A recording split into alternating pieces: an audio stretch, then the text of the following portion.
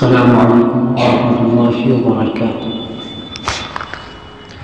حامدا ومصليا ومسلما بعد أعوذ بالله من الشيطان الرجيم بسم الله الرحمن الرحيم.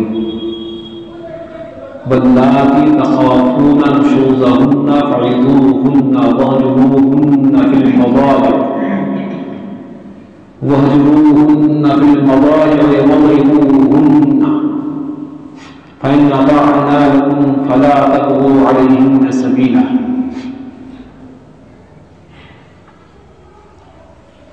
সম্মানিত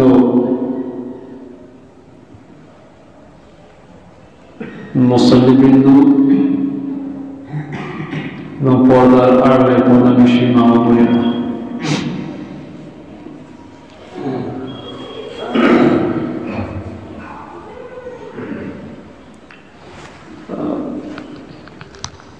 দেখে খুব আনন্দ ভোগ করছি যে আমি অনেক জায়গায় ঘুরেছি।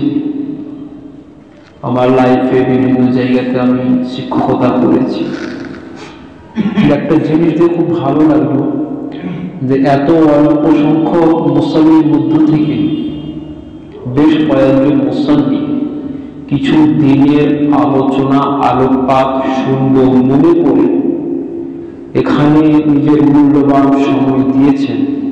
এটা দেখে সত্যি খুব নিজেকে গর্বিত মনে হচ্ছে যে না, এখনো আমাদের সমাজে এমনও এলাকা আছে যেখানে মানুষের মধ্যে দিনই চর্চার দিনই আলোচনার প্রতি ভক্তি ভালোবাসা আছে। এর চেয়ে বেশি খুশির বিষয় যে যেভাবে এখানকার মহিলারা দিনের দার্স এবং দিনের আলোচনার প্রতি যে আগ্রহী, এটা দেখে আরো সবচেয়ে বেশি ভালো লাগে। যাক, আল্লাহ করুন যেন আমাদের এই আগ্রহ, আমাদের এই ভালোবাসা গ্রহণ করে এবং আমাদের এই লোকাল বরবাদ যেন সফল কাম করে। আমি আপনাদের সম্মুখে পবিত্র কোরআনের সূরা নিসা সম্ভবত 34 নম্বর আয়াতের একটা অংশ পাঠ এবং পরিবেশন করেছি।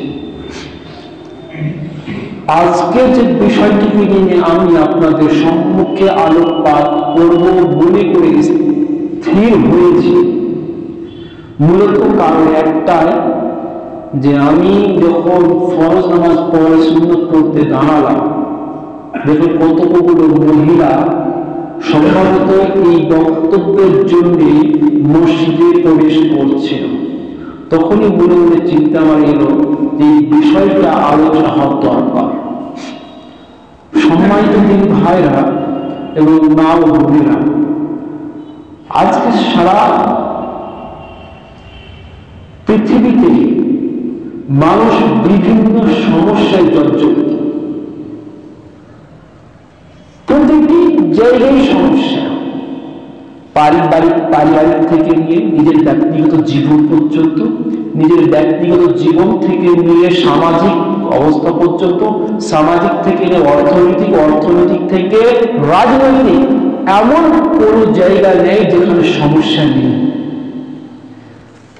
কিন্তু আমরা যে ধর্মের অবলম্বী অর্থাৎ ইসলাম ধর্মের অবলম্বী, ইসলাম এমন একটি ধর্ম যে পৃথিবীতে এমন কোন সমস্যা নেই যে সমস্যার সমাধান ইসলাম দেয়নি। যেমন আমি আগেও খুতবার মাধ্যম দিয়ে বলেছিলাম যে সমাধান প্রতিটি সমস্যার আছে, কিন্তু অভাব আমাদের যে আমরা সেই সমাধান পর্যন্ত পৌঁছতে পারছি না। এর একটা জ্বলন্ত প্রমাণ আমরা আপনাদের সম্মুখে তুলে ধরতে চাই। যারা সৌদিতে হজ করতে গিয়েছেন মক্কা, তারা দেখেছেন যে যখন তাওয়াফ করা হয় তো মাতাফের ছাদ করে দেওয়া হয়েছে, কয়েক তালা করে দেওয়া হয়েছে, তাই না? যখন বাদশাহ ওই যুগের বাদশাহ ওই ছাদ করার জন্য প্রথমে ওলামাদের যে ছিল, ফতোয়া কমিটি ছিল, যখন ফতোয়াটা পাঠানো হলো, তো সৌদি আরবের সমস্ত ওলামা একমত, সবাই বলেছিলেন ছাদ করা যাবে না। সবাই বলেছিলেন যে মাতাম তাওয়াফ করা জায়গাতে ছাদ করা যাবে না, নিচেই মাটিতেই কি করতে হবে, তাওয়াফ করতে হবে। শুধুমাত্র ওই যুগের বিখ্যাত আলেম আল্লামা ইবনে বাজ রাহমাতুল্লাহ আলাইহি উনি শুধু বলেছিলেন যে ছাদ করে তার উপরে তাওয়াফ করা যাবে। সমস্ত আলেম একদিকে, শুধু আল্লামা ইবনে বাজ রাহমাতুল্লাহ আলাইহি একদিকে। যখন আমি প্রশ্ন করা হলো যে সমস্ত ওলামা অবৈধের পক্ষে, আপনি বৈধতার পক্ষে, অবৈধতার পক্ষে সমস্ত ওলামা একরাম, আপনি বৈধতার পক্ষে, আপনি কোন ভিত্তিতে, কোন দলিলের আধারে আপনি বলছেন যে ছাদ করা যাবে? আমি আগেই বলি সমস্ত সমস্যা সবাই ইসলাম দিয়েছে, হয়তো আমাদের বিবেক, আমাদের জ্ঞান সে পর্যন্ত পৌঁছাতে পারছে। তখন হযরতে আল্লামা ইবনে বাজ রাহমাতুল্লাহ আলাইহি বলেছিলেন যে প্রকাশ্য হাদিস আছে, আমরা প্রত্যেকে যারা হাদিস কোরআন পড়েছি তারা জানি যে সুনানে নাসাইর মধ্যে একটি হাদিস এসেছে যে আল্লাহ রাসূল হযরত মুহাম্মদ রাসূলুল্লাহ সাল্লাল্লাহু আলাইহি ওয়াসাল্লাম উটের পিঠের উপরে বসে তাওয়াফ করেছেন। কার উপরে বসে? উটের পিঠের উপরে বসে আল্লাহ তাওয়াফ করেছেন। আল্লামা ইবনে বাজ রাহমাতুল্লাহ আলাইহি রাহমা বলছেন যদি উটের পিঠটি হচ্ছে জমি থেকে উপরে, যদি ওর পিঠের উপরে বসে তাওয়াফ করা যায়, জমি থেকে উপরে ছাদ করে তাওয়াফ করা কেন যাবে? তখন সমস্ত ওলামা, ওই যুগের ওলামা উনার কথায় হ্যাঁ বলেছেন, হ্যাঁ উনার যে কথাটি একেবারে সঠিক, আমরাই বলছিলাম। এবং সবাই একমত হয়ে বাদশার কাছে ফতোয়া যায় এবং সেখানে ফতোয়া অনুযায়ী মাতাফ তৈরি হয়, ছাদ তৈরি করা হয়। কথাটি এলে বলা যায় সমস্ত সমস্যার সমাধান ইসলাম দিয়েছে, আমাদের বিবেক পৌঁছাচ্ছে না। যেমন নাকি অত বড় ওলামাদের বিবেক পৌঁছাইয়ে ছাদ করা যাবে না বলে ফেলেছিলেন, কিন্তু একজন মাত্র শুধুমাত্র ওই পৌঁছেছিলেন বলে হয়তো আজকে এই সুবিধাটা আমরা উপভোগ করছি, না হতে গেলে কতটা সমস্যার সম্মুখীন হতে হতো আল্লাহ পাচ্ছি। এই যে মানুষের প্রতিটি ক্ষেত্রে সমস্যা, সমস্ত সমস্যা তুলে ধরার মতো সম্ভাবনা নেই যে আধঘণ্টার মধ্যে আপনার সমস্ত সমস্যা তুলে ধরা যায়। সেই সমস্যাগুলোর মধ্যে থেকে একটি সমস্যাটা আপনাদের সম্মুখে আলোচনা করতে চাই। সেই সমস্যাটা কি? সেটা হচ্ছে পারিবারিক সমস্যা। পারিবারিক সমস্যা অনেক ভাগ আছে। কখনো কখনো ভাই ভাইয়ের সমস্যা, কখনো কখনো ভাই বোনের সমস্যা, কখনো ছেলে বাবাদের সমস্যা, কখনো ছেলে মায়ের সমস্যা, কখনো শাশুড়ি বউয়ের সমস্যা, আবার কখনো স্বামী স্ত্রীর সমস্যা। তো এতগুলো সমস্যা আমি বলছি পারিবারিক, তোর মধ্যে থেকে একটা সমস্যা তুলে ধরছি, সেটা হচ্ছে স্বামী স্ত্রীর মধ্যে সমস্যা। যদি আমি আগেই বললাম যে পরিবার দেখেছি বলে আমার মনে হয় যে এটা হওয়া উচিত, যদি আপনি আপনার পরিবারের মধ্যে স্বামী স্ত্রীর মধ্যে যদি কোনো সমস্যা বেঁধে যায়, তাহলে সমস্যার সমাধান আমি কিভাবে করব? যদি স্বামী স্ত্রীর মধ্যে কোনো ঝামেলা বেঁধে যায়, তাহলে এই ঝামেলাকে কি করে দূরীভূত করব? কি করে দুজনের মধ্যে শান্তি বিরাজ করব? কিভাবে আমরা শান্তি প্রতিষ্ঠা করব? এই অশান্তি পরিবারের মধ্যে কিভাবে শান্তি আনবো? এই সমাধান, ইসলামের সমাধান কি দিয়েছে এটা আমাদের প্রত্যেকেরই জানা। দুঃখের বিষয়, আজকে ওপর জাতিরা আমাদের উপর আঙুল তুলেছে আর আঙুল তুলে একটি শরীয়ী বিধানের উপর হস্তক্ষেপ করেছে। শুধুমাত্র আমাদের অজ্ঞতার কারণে বললে চলে যে আমরা সঠিকভাবে এই জিনিসটিকে মানুষের সামনে উপস্থাপন করতে পারিনি। সেটি কি? সেটি হচ্ছে তালাক বা ডিভোর্স। সবাই জানছেন ডিভোর্সকে কেন্দ্র করে সারা ভারতবর্ষে কি ঘটনা কি হলো, কেন হলো? এটা আমাদের দোষে যে আমরা ডিভোর্স এবং তালাককে এমন ভাবে মিসইউজ করেছি, এর এমন ভাবে অপব্যবহার করেছি, আমরা মনে করেছি যে কিছু হলেই তালাক, কিছু হলেই তালাক, স্বামী স্ত্রীর মধ্যে পুরো একটু সমস্যা হয়ে গেল, যাকে তালাক দিয়ে দিলাম। না, তালাক এতটা সহজ নয়। তালাক আপনি কোন মুহূর্তে দিতে বলা হয়েছে, তালাক আপনি কখন দিবেন, কিভাবে দিবেন, কেন দেবেন, এর পুরো গাইডলাইন ইসলাম আপনাকে দিয়ে দিয়েছে। সমস্যা আসতেই পারে, সমস্যা আসতে হলে আপনি তালাক দিয়ে দিবেন কখনো। যে কোনো সমস্যা আসতে গেলে সর্বপ্রথম একজন মুসলিম হিসেবে আমার আপনার প্রত্যেকের করণীয় সর্বপ্রথম এই সমস্যার সমাধান কোরআন ও সহিহ হাদিসের মধ্যে অন্বেষণ করা খোঁজা। আমি দেখব আমার মধ্যে যে সমস্যাটা বেড়েছে, স্বামী স্ত্রীর যে সমস্যা হয়েছে, এই সমাধান কি করে করা যায়, এটা আমাকে কোথায় বুঝতে হবে? সর্বপ্রথমে আমি কোরআনে আমি খুঁজবো, কোরআনে যদি না পাই আমি হাদিসের মধ্যে খুঁজ করে দেখবো যে কি সমাধান দিয়েছে। এই স্বামী স্ত্রীর সমস্যাকে দুই ভাগে বিভক্ত করা যেতে পারে। কয় ভাগে? দুই ভাগে বিভক্ত করা যেতে পারে। হয়তোবা সমস্যা স্ত্রীর পক্ষ থেকে হবে, অর্থাৎ স্ত্রীর উপরে স্বামীর অভিযোগ হতে পারে, আমার স্ত্রী ভালো নয়, আমার স্ত্রী আমার অবাধ্য, আমার স্ত্রী আমার কথা মতো চলে না, আমার স্ত্রী দিনদার নয়, আমার স্ত্রী নামাজ পড়ে না, আমার স্ত্রী রোজা রাখে না, ইত্যাদি ইত্যাদি। ঠিক আছে, একটা দিক হতে পারে, একটা কারণ হতে পারে, বা একটা সমস্যার দিক হতে পারে যে অভিযোগ স্বামীর পক্ষ থেকে তার উপরে স্ত্রীর উপরে, স্ত্রীর বিপক্ষে বিরুদ্ধে। হয়তোবা কখনো কখনো অভিযোগ স্ত্রীর পক্ষ থেকে স্বামীর বিরুদ্ধে। এই দুটি কারণ হতে পারে। এখন কথা হচ্ছে প্রথম যে ভাগটি, যদি সমস্যা বা অভিযোগ যদি স্বামীর পক্ষ থেকে থাকে স্ত্রীর বিরুদ্ধে, তাহলে ইসলাম কি সমাধান দিয়েছে আমাদের এটা জানা উচিত। ইসলাম কি সমাধান দিয়েছে যে আপনার অভিযোগ আছে, আমার অভিযোগ আছে আমার স্ত্রীর বিরুদ্ধে, আমি তালাক দিয়ে দেবো? কখনো নয়। ইসলাম এই সমাধান কখনো পারে।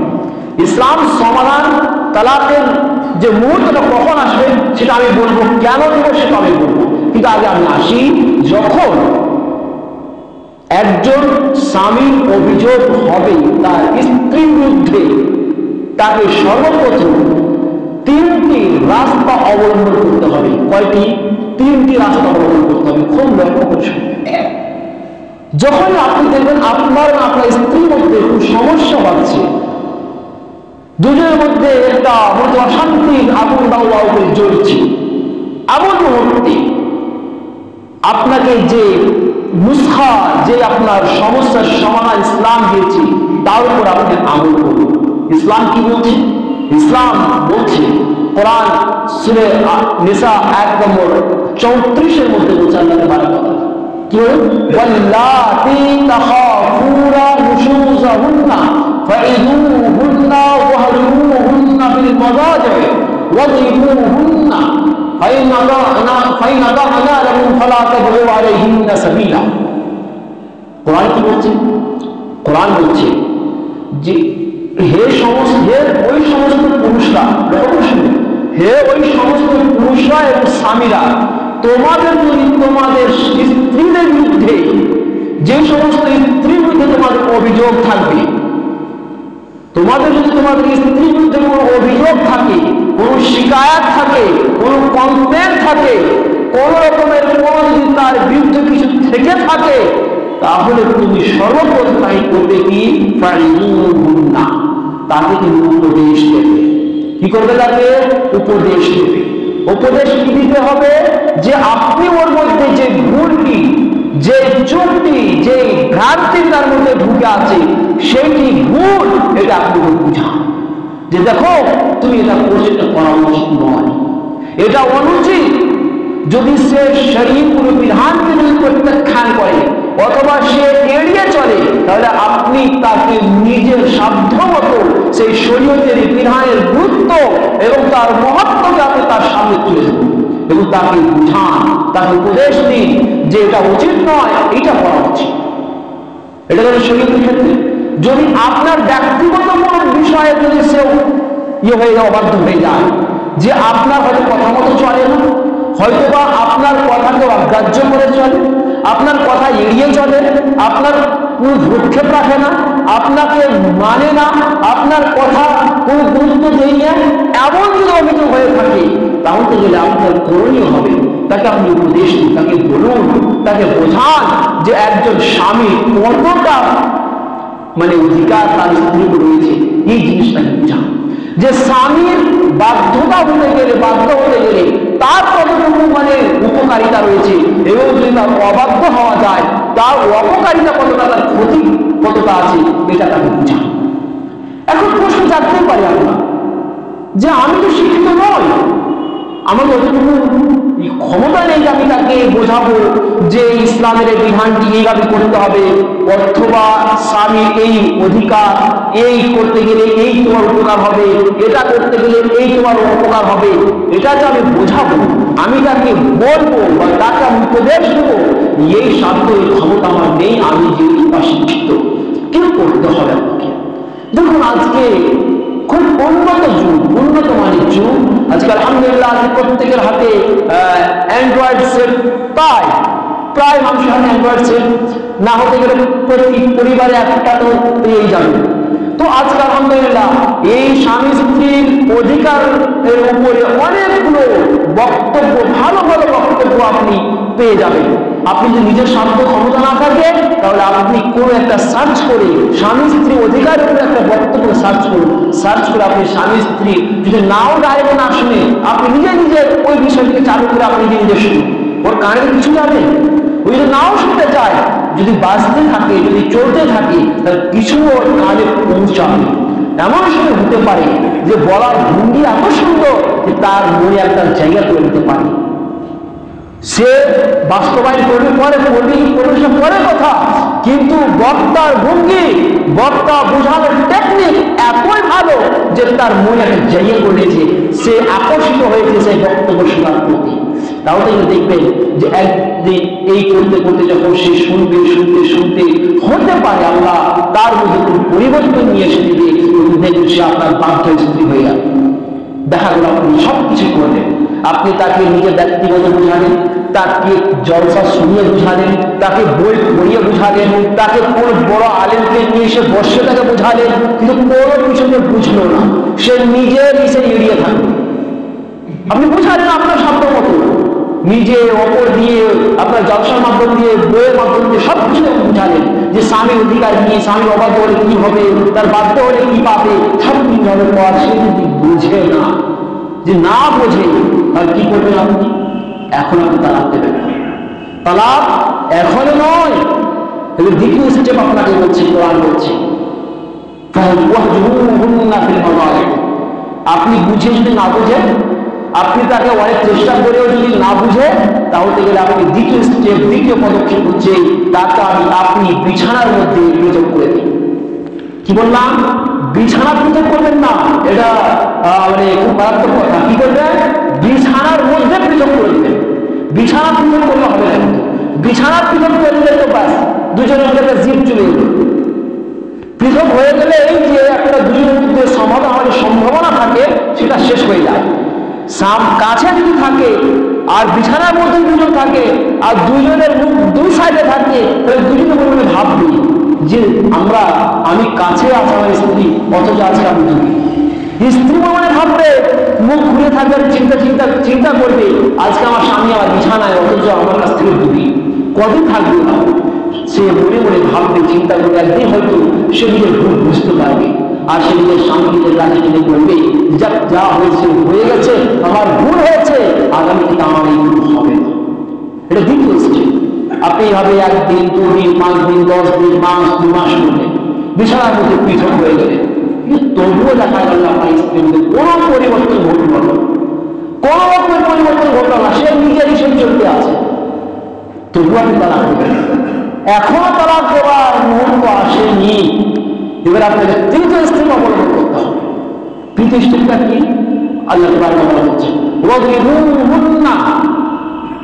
আপনি তাকে উপদেশ দিলেন, বোঝালেন, হলো না, বিষয়ের মধ্যে পৃথক করে দিলেন, তবুও হলো না। তৃতীয় স্টেপ আল্লাহ তাআলা বলছেন, এগুলো করা সত্ত্বেও যদি না হয়ে থাকে, তাহলে তুমি তাদেরকে প্রহার করবে। এখন কথা হচ্ছে প্রহার বা মারবে, কতটুকু কি হয় মারবে। একটা জিনিস সবসময় মনে রাখবেন, মারার আদেশ মানে এই নয় যে আপনি মেরে তাকে হসপিটালে অ্যাডমিট করিয়ে দিবেন, এতটা মারে বলা করা। মারার পদ্ধতি বলা হয়েছে, কতটুকু মারবে। হাদিস সহিহ বুখারী রিওয়ায়াত করছি, কিতাবুন নিকাহের মধ্যে, অর্থাৎ বিবাহ বিচ্ছেদের মধ্যে এই আয়াতটিকে, কোন আয়াত? ওয়াজরিবুহুন্না, এই কোরআনের আয়াতের অংশটিকে নিয়ে এসে ইমাম বুখারী রাহমাতুল্লাহ আলাইহি একটি অধ্যায় করেছেন।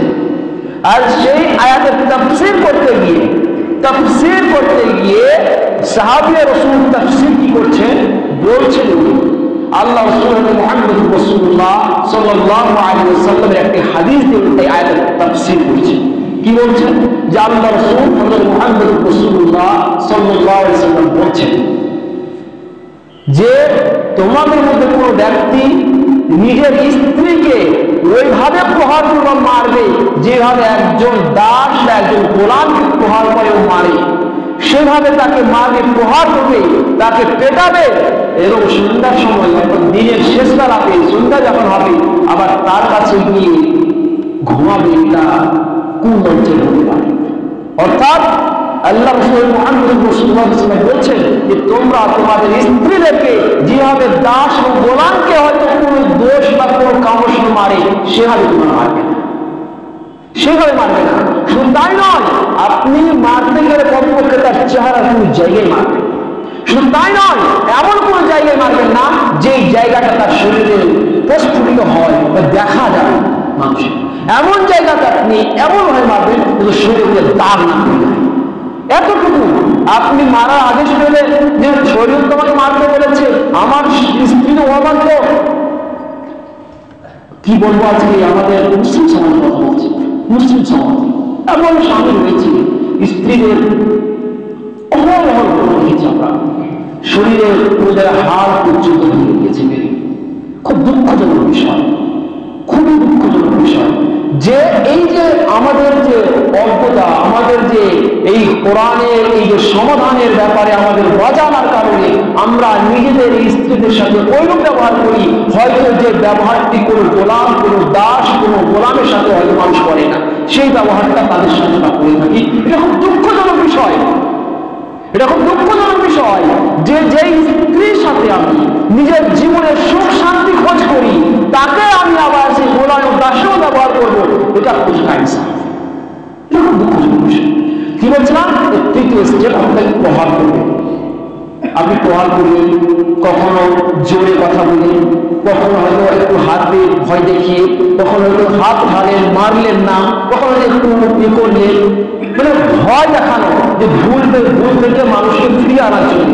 এই নয় যে নিজের জীব পূরণ করার জন্য, নিজের জীব পূরণ করার জন্য নয়। কোনো ভুল পন্থায় আছে, আপনি বুঝিয়েছেন, বুঝেননি, আপনি অনেক পন্থা অবলম্বন করলেন, কোনো মতো এ হচ্ছে না, শেষ পন্থার কথা বলা হচ্ছে। তাহলে তুমি ভয় প্রদর্শন করবে তাকে, ভয় দেখে তাকে সেই ভুল থেকে ফিরিয়ে আনার চেষ্টা করবে। আল্লাহ বলছে হয় না তা না, যদি তোমাদের এইরকম করে তোমাদের কথা মেনে নেই, খুব যদি এই সব কিছু করার পর যদি আপনার কথা আপনি মেনে নেই, আপনি যা চাইছেন, যেভাবে চালাতে চাইছেন সেভাবে চলতে লাগে, আল্লাহ বলছেন তোমরা তাদের বিরুদ্ধে অন্য কোনো রাস্তা অন্বেষণ করো, অর্থাৎ তাদের জন্য তালাকের ইচ্ছা রেখো না, তালাক দিও। যদি তোমাদের কথা মেনে নেই, তোমাদের কথা মতো চলতে লাগে, তাহলে তোমরা তাদের তালাক দেবে না। কিন্তু আজকে দুঃখের সঙ্গে বলতে জানি না আপনার এইখানকার অবস্থা কি, কিন্তু আমি বিশেষ করে একটা জায়গায় কথা বলছি, কালিয়াচক এলাকাতে তালাকের এত বেশি চর্চা, কোথায় কোথায় তালাক, মোবাইল কাজে গেছে কি হয়েছে, তালাক দিয়ে দিয়েছে, এখানে কোথায় কি হয়েছে না তালাক, শুধু তালাক। এমন দিন নাই তালাকের বিষয় মাদ্রাসায় ফতোয়া আসে না, তালাক। তো তালাকটা এমন ভাবে আমরা ব্যবহার করেছি যে আমাদের ইচ্ছার বিরুদ্ধে কিছু হতে গেলে মনে করছি যে তালাকটা হয়তো আমাদের অস্ত্র হিসেবে ব্যবহার করেছি। মেয়েদেরকে একটা ব্ল্যাকমেলিং এর মতন ব্ল্যাকমেল করার জন্য মনে হচ্ছে যে স্ত্রীকে ব্ল্যাকমেল করার জন্য তুই যদি এটা না করতে তালাক দিয়ে দেবো, এমন একটা পরিস্থিতি আমরা তৈরি করে দিয়েছি তালাক শব্দটাকে নিয়ে বা তালাকটাকে নিয়ে, যার জন্য আজকে আমাদের এই মিসইউজ এবং অপব্যবহারের কারণে অপর জাতিরা এখানে হস্তক্ষেপ পর্যন্ত করেছে। কি বললাম, এই তিনটি পথ অবলম্বন করার পর যদি স্ত্রী মেনে যায় তাহলে তার বিরুদ্ধে তালাক দেওয়ার ইচ্ছা করার কোনো প্রয়োজন নেই, অন্বেষণ করার রাস্তা অন্বেষণ করার কোনো দরকার নেই। এইবারে দেখা গেল যে এতেও হলো না, ভয় দেখিয়েও হলো না, কোনো মতে কিছুই হলো না, কিন্তু এখনো তালাক দিতে পারেন না, এখনো তালাক দেবেন না, এখনো আর একটা স্টেপ আছে, তারপরে আপনার ভাবনা পরে আসে।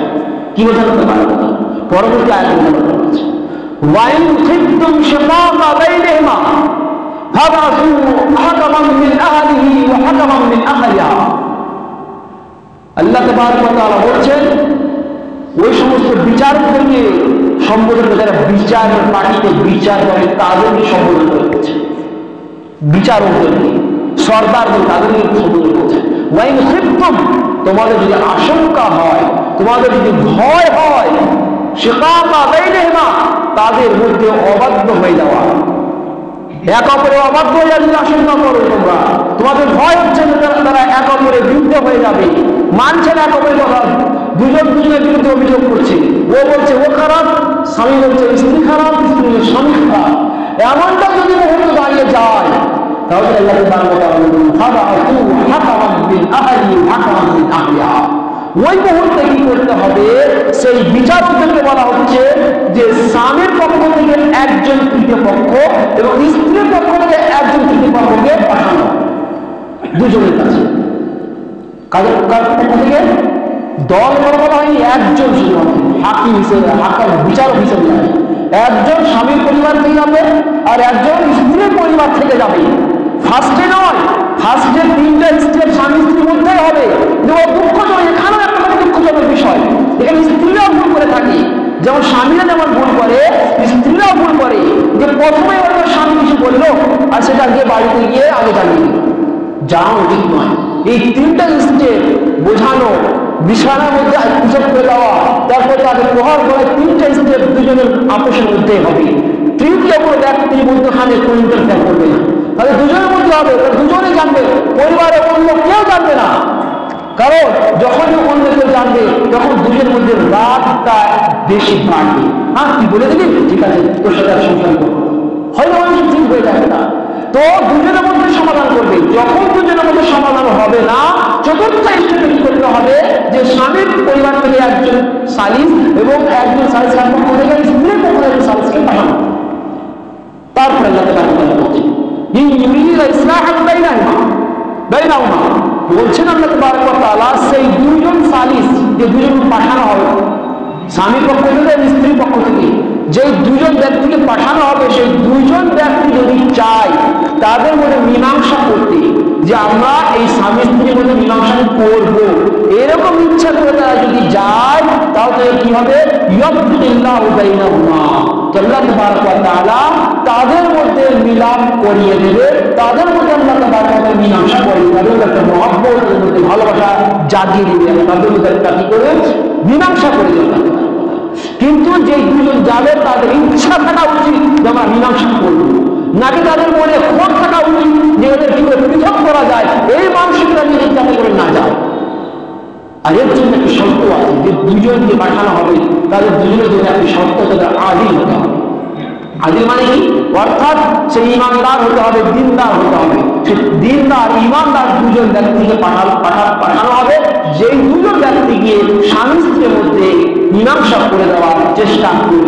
আর কোরআন বলছে এটা, তারা যদি চায় মীমাংসা করে দিতে, নিশ্চয় আল্লাহ তাবারক ওয়া তাআলা স্বামী স্ত্রীর মধ্যে মীমাংসা করে দেবে। এই আয়াতের বিষয়ে আমি তার সিহাতের হুকুম লাগাতে যাচ্ছি না, কিন্তু একটি আসার আছে। হযরত উমর বিন খাত্তাব রাদিয়াল্লাহু তাআলা আনহু বলেছেন, উমর বিন খাত্তাব রাদিয়াল্লাহু তাআলা আনহু দৌড়ে খেলাফতে যদি কোনো ব্যক্তিকে সালিস হিসেবে পাঠানো, যে ব্যক্তি সালিস হিসেবে পাঠানো হতো স্বামী পক্ষ থেকে অথবা স্ত্রী পক্ষ থেকে, সেই দুজনকে পাঠানো হতো, তারা যদি স্বামী স্ত্রী বলে মীমাংসা না করতে পারত তাহলে উমর বিন খাত্তাব রাদিয়াল্লাহু তাআলা তাদেরকে কোড়া লাগাবে। কাদেরকে? যাদেরকে পাঠানো হতো। কেন? আল্লাহ উনি বলতেন আল্লাহ বলেছে মীমাংসা করিয়ে দিবে, যদি ইচ্ছা থাকে তাহলে তোমার ইচ্ছাই করবে চাউনি মীমাংসা করাতে। কোরআন যখন বলেছে মীমাংসা হবে, বলো না তার মানে এটা যে তোমার চাউনি। তার জন্য উনি বলতেন তাদেরকে কোড়া লাগাবে। আমি সেদিকে যাচ্ছি না, আমি কি বললাম যে তিনটা স্টেপ আপোষের মধ্যে আগে স্বামী স্ত্রীর মধ্যে চেষ্টা করবে, এই তিনটি মত অবলম্বন করা পরে যখন হবে না, চতুর্থ স্টেপে দুজনের মধ্য থেকে বেড়াদের থেকে বেরিয়ে এসে উভয়ের পরিবারের পক্ষ একজন করে কি হবে, সালিস বা হাকিম হিসেবে যাবে, হাকাম হিসেবে, বিচারক হিসেবে যাবে, তারা সেই দুজন স্বামী স্ত্রীর মধ্যে সমাধান করার চেষ্টা করবে। এখন কথা হচ্ছে দেখা গেল সবকিছু করা, সবকিছু প্রতিষ্ঠা করার পর দেখা গেল যে স্ত্রীর মধ্যে কোনো পরিবর্তন ঘটল না। কি করবে?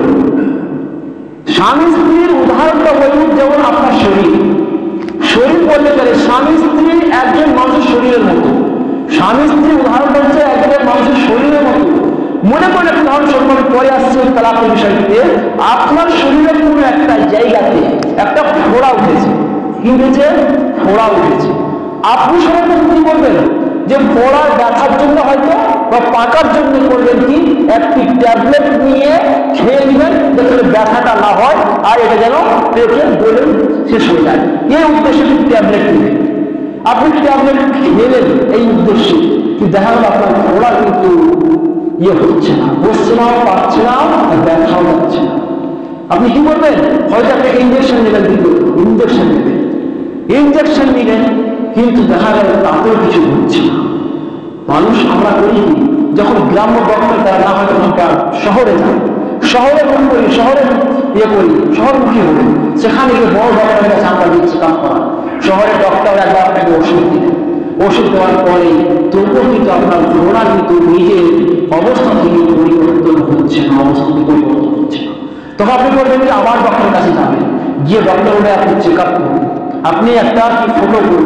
আপনি যখন ফটো করতে যাবেন তখন ডক্টর আপনাকে বলবে যে আপনার একটা ফোড়া কি হয়েছে, ক্যান্সারের রূপ ধারণ করে নিয়েছে। এবার আপনি বলুন ডক্টর আপনাকে কেটে ফেলতে হবে, নচেত আপনার একটা ছোট্ট ফোড়া পুরো শরীরকে শেষ করার জন্য কারণ হতে পারে। তাহলে আপনি বলেন সামান্য একটা ফোড়াকে পুষবেন না কেটে ফেলবেন? তাহলে প্রত্যেকটি জ্ঞানবান মানুষ এটাই বলবে যে একটি ফোড়া কেন পুষবো, আমি সেটা কেটে ফেলে দেবো, এই বাকি শরীরটা আমার সুস্থ থাকে। এটাই আমাদের চেষ্টা থাকবে, কারণ ক্যান্সারের রূপ ধারণ করেছে। অনুরূপভাবে যখন স্বামী স্ত্রীর মধ্যে কোনো সমস্যা দেখা দিবে, প্রথম ফোড়ার মতো দেখা দিবে, চেষ্টা করে ট্যাবলেট দিয়ে সারাবো, অর্থাৎ আপোষের উপদেশ দিয়ে সারার চেষ্টা করলাম, কিন্তু সারলো না। তারপর ইঞ্জেকশন দেওয়ার চেষ্টা হলো, পৃথক করে দিলাম বিছানার মধ্যে, তবুও সারলো না। তারপরে ওকে বড় ডক্টরের কাছে নিয়ে যাওয়া হলো, প্রহার করা হলো, তবুও তাতে সারলো না। ওর থেকে একটু চেক আপ করা হলো, অপরকে দিয়ে সমাধান করার চেষ্টা করা হলো, তবুও হলো না। তার মানে কি? স্বামী স্ত্রীর মধ্যে ক্যান্সারের রূপ ধারণ করে নিয়েছে, দুজনের মধ্যে সংসার চলাটা অসম্ভব। আর এই মুহূর্তের জন্য ইসলাম তালাকের ব্যবস্থা রেখেছে, কারণ ক্যান্সার পুষতে গেলে নিজের জীবনটা শেষ হয়ে আসতে থাকবে। অনুরূপভাবে যখন স্বামী স্ত্রীর মধ্যে যখন শান্তি আসবে না, সারা জীবনটা ধৃষ্টা হয়ে যাবে, ধ্বংস হয়ে যাবে। যখন স্বামী স্ত্রীর শান্তি নাই তখন জীবনে অশান্তি লেগেই থাকবে। তাই এই অশান্তিকে দূর করার জন্য ইসলাম করেছে কি, শেষ পর্যন্ত একটি ব্যবস্থা রেখেছে শান্তি ফিরে আনার জন্য উভয়ের জীবনে, সেটা হচ্ছে কি তালাক। তালাক এবার তালাক কিভাবে দেবেন? তালাক দেওয়ার পদ্ধতিটা কি? সাধারণত আমরা তালাক ইচ্ছা হলেই যে কোনো অবস্থায় থাকি তালাক, মানে রাত হতে গেলে তালাক না। তালাকের কতগুলো শর্তাবলী আছে, আমি বিস্তারিত যাচ্ছি না, সময় খুব অল্প হয়তো, কিন্তু আমাকে ইঙ্গিত করবেন যখন সময় হয়ে গেলে ইঙ্গিত করবেন, কারণ বিষয়টা খুব প্রয়োজনীয় বিষয়। তালাক কিভাবে দেবে না? তালাকের জন্য সর্বপ্রথম যে শর্ত, সেই শর্তের কতগুলো শর্ত আছে, সেই শর্তগুলো খেয়াল করা উচিত। কি শর্ত? শর্তগুলি তিনটি জিনিসের সাথে সম্পৃক্ত, তিনটি জিনিসের সাথে সম্পৃক্ত।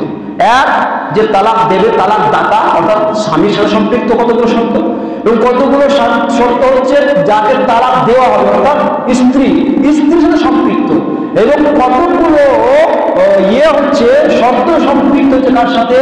তালাকের পদ্ধতির সাথে। আমি স্বামী স্ত্রীর শর্তগুলো যাচ্ছি না, আমি শুধু তালাকের পদ্ধতি যে শর্তগুলি, সেই শর্তগুলি আমি যাচ্ছি, কারণ সময় খুব শর্ট। যে আপনি যখন তালাকের পদ্ধতি হচ্ছে, ওর শুধু শর্ত হচ্ছে এই যে আপনি যখন তালাক দেবেন আগে দেখে নিতে হবে যে আপনার স্ত্রী গর্ভবতী অবস্থায় আছে।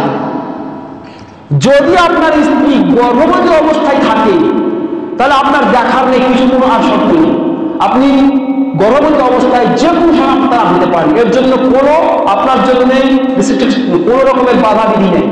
যদি গর্ভবতী অবস্থা থাকে তাহলে আপনি যে কোনো মহিলার লোক তালাক দিতে পারেন, যদি এই সমস্ত পথ অবলম্বন করার পর সমাধান না হয় তাহলে। ঠিক আছে? যদি গর্ভবতী না হয় তাহলে আপনার জন্য কয়েকটি জিনিস লক্ষণীয় বিষয়। আপনার স্ত্রী গর্ভবতী না থাকে তাহলে কয়েকটি জিনিস আপনাকে লক্ষ্য রাখতে হবে। নাম্বার এক, যদি আপনার স্ত্রী গর্ভবতী না থাকে আপনাকে দেখতে হবে যে আপনার স্ত্রী ঋতুবতী অবস্থা আছে কিনা। যদি আপনার স্ত্রী ঋতুবতী অবস্থায় থাকে তাহলে আপনি তালাক দিতে পারেন না। আপনাকে অপেক্ষা করতে হবে তার পবিত্রতা, সে যেদিন পবিত্র হবে সেই পবিত্রতা কি করতে হবে? অপেক্ষা করতে হবে। শুধু পবিত্র হলেই হবে না, পবিত্র হওয়ার জন্য আর একটি লক্ষণীয় বিষয়, সেটা হচ্ছে যে যেই পবিত্রতাতে আপনি আপনার স্ত্রীকে তালাক দেবেন, সেই পবিত্রতাতে যাতে করে, সেই পিরিয়ডে যাতে করে স্বামী স্ত্রীর মধ্যে কোন রকমের মিলাপ না হয়ে থাকে। যেই পবিত্রতা পিরিয়ডে তালাক হবে সেই পিরিয়ডে যাতে স্বামী স্ত্রী মিলন না হয়ে থাকে, তা হতে গেলে সেই পিরিয়ডে সে তালাক দেবে। এই দুটি জিনিস খুব লক্ষণীয় বিষয়, কারণ আমরা সাধারণত দেখেছি তালাকের বিষয়ে যে মানুষ এইসব জিনিসগুলি লক্ষ্যই করে না, মানুষ রাগের মাথায় যে কোনো মুহূর্তে মুখে এলেই তালাক ব্যবহার করে দিই, এটা তালাকের বিষয় হয়ে গেল। আমি এদিকে যাচ্ছি না, স্বামীর যখন অভিযোগ থাকে স্ত্রীর তখন, এখন কথা যদি স্ত্রীর অভিযোগ থাকে স্বামীর উপরে, তাহলে কি করবে? সমাধান কি করতে হবে?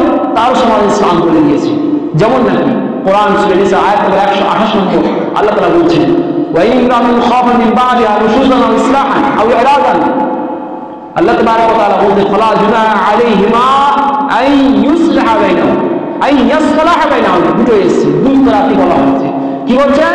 আল্লাহ তাবারক ওয়া তাআলা বলছেন, যদি কোনো স্ত্রী, ভালো করে মা বোনদের উদ্দেশ্যে বলবো, এই আয়াতটি অর্থ খুব লক্ষ্য শুনুন। কি বলছেন আল্লাহ তাবারক ওয়া তাআলা? যদি কোনো স্ত্রী নিজের স্বামীর বিরুদ্ধে কোনো অভিযোগ থাকে, কোন স্ত্রী যদি নিজের স্বামীর অবাধ্যতার আশঙ্কা করে, যে স্বামী হয়তো বেপথে চলছে, স্বামী হয়তো ভুল পথে চলছে, এরকম যদি কোনো স্ত্রী যদি আশঙ্কা রাখে, অথবা উপেক্ষার আশঙ্কা করে, যে হয়তো স্বামী তার ভ্রুক্ষেপ করছে না, উপেক্ষা করে চলছে, তার কাছে সময় দেয় না, তাকে খরচ দেয় না, তার কোনো লক্ষ্য রাখে না, তার ধ্যান রাখে না, খেয়াল রাখে, কিচ্ছু করে না, ওই যে স্ত্রী ওই অধিকার আছে ও কিচ্ছু তাকে দেয় না, এমনটা যদি কোনো স্ত্রী আশঙ্কা করে, এমনটা যদি কিছু দেখে স্বামীর পক্ষ থেকে, তাহলে কি করবে সে? আল্লাহ বলছেন ফালা জুনাহা আলাইহিমা, বলছেন সেই দুইজন স্বামী স্ত্রীর উপরে কোনো গুনাহ হবে না, তাদের দুইজন স্বামী স্ত্রীর মধ্যে কোনো গুনাহ হবে না। আই ইউসলাহা বাইনাহুমা, তারা যদি আপসের মধ্যে নিজেরা মীমাংসা করলেই তাহলে। যদি ধরুন একজন স্বামী, আপনি হয়তো আপনার স্ত্রী আছে, আপনি আপনার স্ত্রীকে হয়তো ভালো লাগে না বা পছন্দ করছেন না, অপছন্দ আপনার স্ত্রী, তাই আপনি আপনার স্ত্রীর প্রতি আপনার চাহিদা নেই, আপনার স্ত্রীর প্রতি, অথবা এটাও হতে পারে কারণ যে হয়তো আপনি অন্য কোনো দ্বিতীয় স্ত্রী বিয়ে করতে চাইছেন, যার জন্য আপনার আগের স্ত্রীর প্রতি আপনার কোনো চাহিদা, কোনো টান, কোনো কিছু নেই, আপনি কোনো ধ্যান রাখছেন না। এমন অবস্থায় ওই স্ত্রী, যেই স্ত্রী উপেক্ষিত, যাকে উপেক্ষা করা হচ্ছে, সেই স্ত্রী যদি মীমাংসা করে নেই, এই বলে সেই বুখারী বলছে, আজকে পড়াবো সেই বুখারীতে, যে আল্লাহ রাসূল মুহাম্মদ সাল্লাল্লাহু আলাইহি ওয়াসাল্লামের স্ত্রী আয়েশা রাদিয়াল্লাহু তাআলা বলছেন, এই আয়াতের ব্যাখ্যা হচ্ছে এই যে একজন স্বামী তার স্ত্রীকে পছন্দ করে না, একজন স্বামী তার স্ত্রীকে পছন্দ করে না, যে কোনো কারণে হোক না কেন, হয়তো সে তাকে ভালো লাগে না, অথবা অন্য কোনো মেয়েকে বিবাহ করতে চাইছে অন্য কাউকে, যার জন্য তাকে উপেক্ষা করে চলছে, এবং সেই স্বামী তাকে তালাক দিতে চাইছে, তালাক দিতে চাইছে। তো এমন মুহূর্তে যদি সেই স্ত্রী যদি বলে নিজের স্বামীকে যে তুমি আমাকে তালাক দিও না, তুমি আমাকে তোমার স্ত্রী হিসেবে রাখো, তোমাকে আমার কাছে আসতে হবে না, তোমাকে আমাকে কোনো খরচ দিতে হবে না, তোমার কিচ্ছু চাই না, তোমার কোনো কিছু আমার আবদার থাকবে, তোমার প্রতি কোনো ডিমান্ড থাকবে না, শুধুমাত্র আমি তোমার স্ত্রী হয়ে থাকতে চাইছি, এমন বলে যদি তারা মীমাংসা করে নেয়, তাহলে আল্লাহ তাআলা ফালা জুনাহা আলাইহিমা, তাদের উপর কোনো গুনাহ হবে না। এইভাবে তারা এক অপরের মধ্যে মীমাংসা করে সংসার করতে পারে, কোনো গুনাহ হবে না। তবে শুধু তাই নয়, ওয়াসসুলহু খায়র, আল্লাহ তাআলা বলছেন মীমাংসা করে নেওয়াটাই হচ্ছে উত্তম। তালাক দেওয়ার চাইতে, তালাক হওয়ার চাইতে মীমাংসা করে নেওয়াটাই হচ্ছে উত্তম। আপোষের মধ্যে যাতে ডিভোর্স না হয়ে যায়, তালাক না দিতে, এটা হচ্ছে উত্তম পদ্ধতি। এখন প্রশ্ন হতেই পারে মা বলতে যে আমি মীমাংসা করলাম না, তাহলে কি করতে হবে? মীমাংসা আমি করলাম না, যখন আপনি মীমাংসা করবেন না, ওই শেষ পন্থার তালাক বলে দেওয়া হয়, উত্তম পন্থা মীমাংসা করে দেওয়া, যে মীমাংসা না করলে তালাক দিয়ে দিবে, তালাক দিয়ে দিবে। এখন কথা হচ্ছে, শেষ কথা আমি বলে যাচ্ছি, সময় অনেক হয়ে গেছে, বিরক্ত আমি করতে চাইছি না। শুধু একটি কথা মা বোনদের উদ্দেশ্যে বলছি, মা বোনরা আছে খোলাকে নিয়ে ব্যাপক মানে মানে যা ইচ্ছা তাই হয়। কিন্তু খোলা এই জিনিসটা হচ্ছে ইচ্ছা হলে খোলা দেওয়া যায়। খোলার জন্য কতগুলো কারণ আছে। খোলা স্ত্রী অধিকার বলে যেমন স্বামী তালাক দিতে পারে স্ত্রীকে ইচ্ছা মতো, ওইরকম একজন স্ত্রীও নিজের সঙ্গে খোলা দিতে পারে না। তার জন্য কতগুলো কারণ ছিল, সেই কারণগুলি যদি সত্যিকারে থাকে তাহলে গেলে সে খোলা মোতাবা করতে পারে, খোলা চাইতে পারে। আর সেই কারণগুলি যদি না থাকে তাহলে সে খোলা চাইতে পারে। সে কারণগুলি কি এক এক করে শুরু করি সংক্ষিপ্তে। নম্বর 1, যে সে হয়তো নিজের স্বামীকে অপছন্দ করে, নিজের স্বামীকে অপছন্দ করে। অপছন্দ মানে এই নয় যে আপনার ব্যবহার খারাপ তার জন্য, অথবা তার দিন চরিত্র ভালো নয় বা আর কিছু, এই জন্য নয়, বরং ফিতরি অপছন্দ নয়।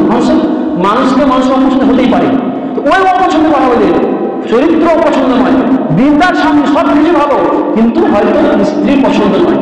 মানুষের একটা রুচি অর্জন হয়ে যাচ্ছে, রুচি নয় তার স্বামীকে, এমনটা যদি হয় এবং সে তার স্বামীর কাছে সংসার করতে চাইবে, সে তালাক চাইছে কিন্তু স্বামী তালাক দিচ্ছে না, স্বামী কি করছে না, তালাক দিচ্ছে না, ওই মুহূর্তে ওই স্ত্রী করতে কি পারে, তার কাছ থেকে খোলা চাইতে পারে। যদি তালাক না দেয়, তালাক দিয়ে তার কোনো সমস্যা নেই। যদি তালাক না দেয়, পছন্দ নয় হওয়ার যেহেতু, তাহলে সেই মহিলা নিজের স্বামীর কাছ থেকে খোলা করে দিতে পারে। এক।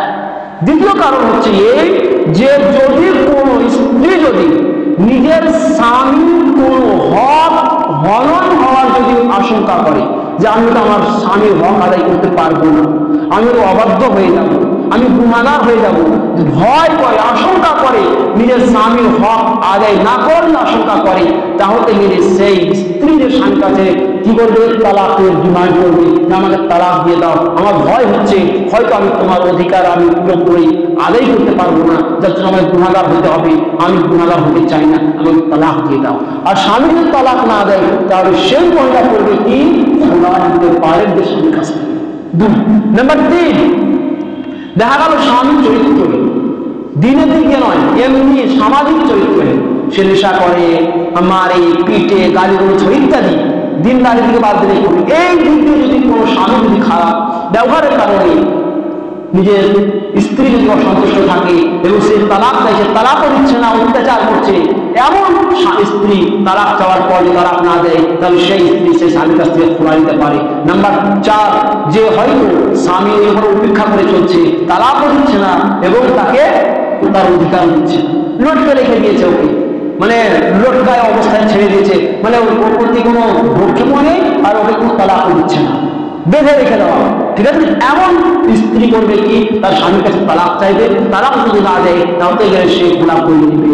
নাম্বার লাস্ট 5 নম্বর, সেটা হচ্ছে এই যে কোনো স্ত্রী যদি দেখে যে আমার স্বামী দিনদার নয়, এমনি ভালো চলতে ফিরতে খুব ভালো, তার অধিকার দেয়, তাকে সবকিছু করে, ভালোবাসে, সবকিছু করে, কিন্তু দিনদার, অর্থাৎ নামাজ রোজা হজ যাকাত যে দ্বীনি শরিয়া আহকাম বিধান রয়েছে সেগুলো সে করে না, তো ওই স্ত্রী তাকে বুঝিয়ে পারে না।